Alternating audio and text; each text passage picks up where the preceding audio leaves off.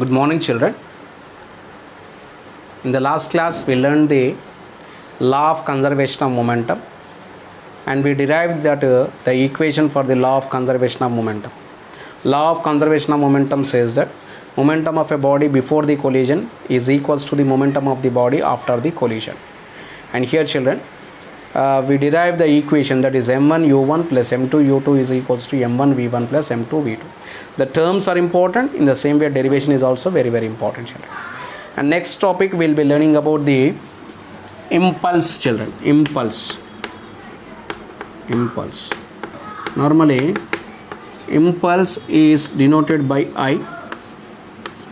Okay. Impulse is defined as force acting per unit time. The net force acting per time. The net force acting per a particular time is called as a impulse. I is equals to F net into time. F into T. I is equals to F into T. Okay, children. And here impulse is a scalar quantity, children. Impulse is a scalar quantity. Normally it is denoted by the letter I. And here impulse is a scalar quantity. I is equal to F into T. And here the units of impulse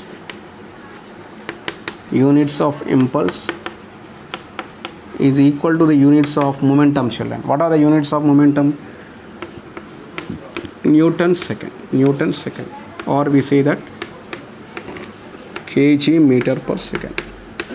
Kg meter per second is called as the units for the impulse, children.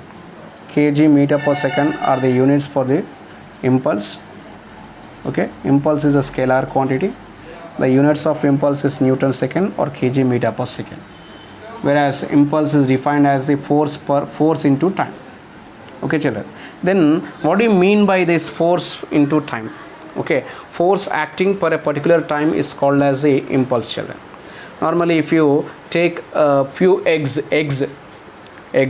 when you throw the eggs on the ground, on the floor, when you throw the egg on the floor, what happens? It breaks.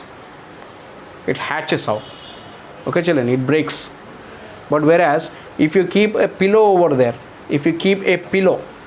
okay, pillow over there, if we throw an egg into the bed, into our bed, okay, will it break, children? No. If you throw into a sponge, will it break? No. Why it won't break? Means actually, in order to come to rest, that egg to come to rest, when it is fallen on the cotton, or when it is fallen on the smooth sponge, what happens? It comes to rest lately. Therefore, it takes up some more time to come to rest. As a result, what happens? The egg won't break, children. Not only the egg, children, if a person is jumping from the building directly onto the concrete wall, what happens? If we jump from the concrete wall, what happens? Normally, when you fall onto the ground, your legs may be broken, your hands may be broken. But the same person, if he is jumping into the sand, a sand was poured over there just below the building, and the person is falling on the sand. Then what happens, children? Will he get the hurt? No, we won't get the hurt. Why? Because when he is coming to rest, here his legs, whatever the legs, okay, of that person who is jumping, they come to rest after some time. They won't come to rest suddenly. As a result, what happens? The person may not get any hurt, children. Okay. Therefore, this is called as the impulse, children. Okay. Here, impulse is the force acting per more time. See here, children. In the same way, we can give many examples, children. Normally, during the boxing, what happens? Okay, during the boxing, normally the person, they will be moving back, children. The opponent player, when they are giving of the kick, he will move his head back. Why he moves his head back, children? Normally when he moves his head back, if we give the shot like this, okay, fastly, he may get the hurt. But when he is moving back, no, when he is moving back, this hand is stretched, children. The hand is stretched. When the hand is stretched, what happens? It comes to rest for a long period of time.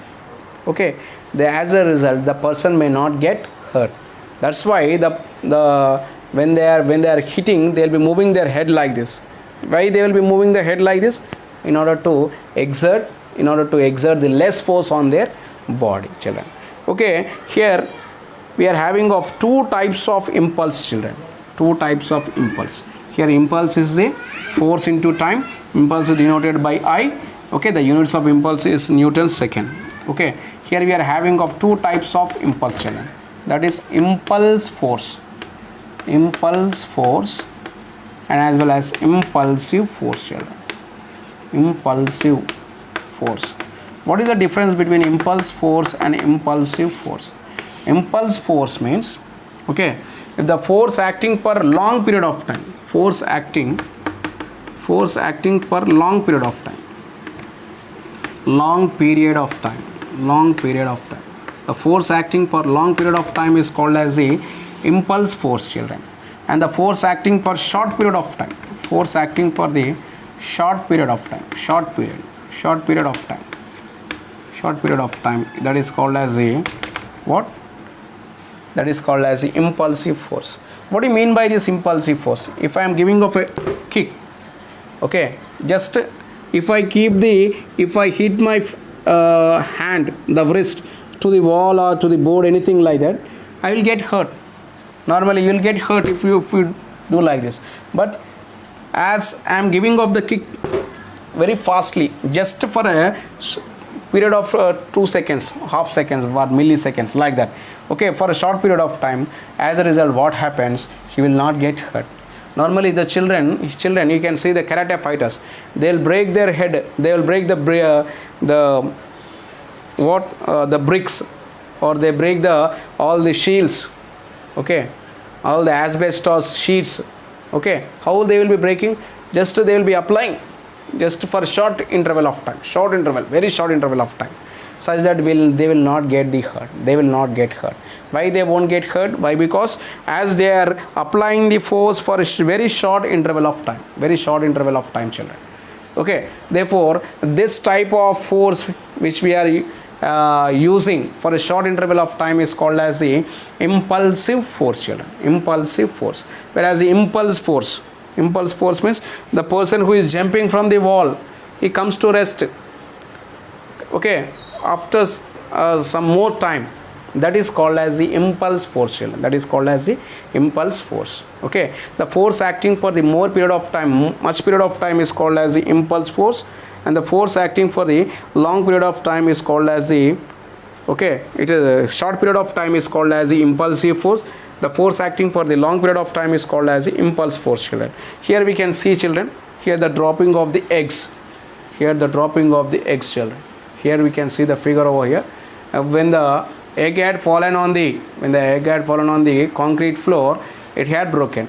But whereas the same egg, when it is falling on the cushion, okay, here fallen egg on cushioned pillow here, fallen egg on the concrete floor, on the cushion pillow, when it is falling, it is not breaking, children.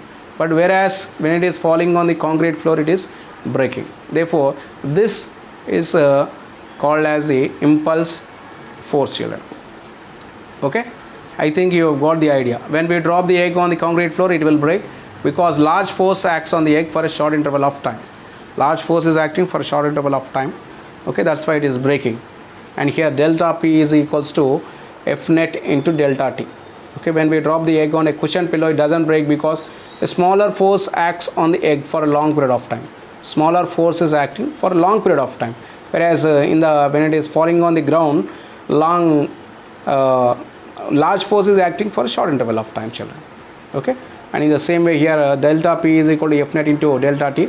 Even if the delta P is same in the same cases, the magnitude of the net force acting on the eggs determines whether the egg is broken or not.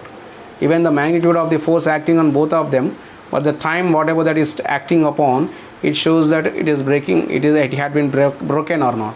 Why does the fielder catch a fast moving cricket ball by pulling his arms while catching it? Normally the children, a cricket player, while he is catching the ball, he'll be catching of the ball like this. Okay, he'll be catching of the ball like this. He won't catch like this. Okay, he won't catch like this. Normally he'll be catching of the ball. Why? Because when it is coming down, it is taking a long period of time. Therefore less force is acting for the long period of time. As a result, he may not get hurt, children. Okay, for that reason, the cricket player, he holds the ball, he catches the ball by moving his hands back, children. The ball definitely hurts him. When he pulls his hand, he experiences a small force for a long time. The ball stops only when our hands stop. This shows that change in momentum not only depends on the magnitude of the force, but also on the time during which force is exerted on that object. That means here, children, it is not only depend upon the how much of the force we are acting, but it also depends on the time on which it is acting, children. Okay, this is about the impulse, children. Okay, the remaining we'll be learning in the next class, children. Thank you. Have a nice day.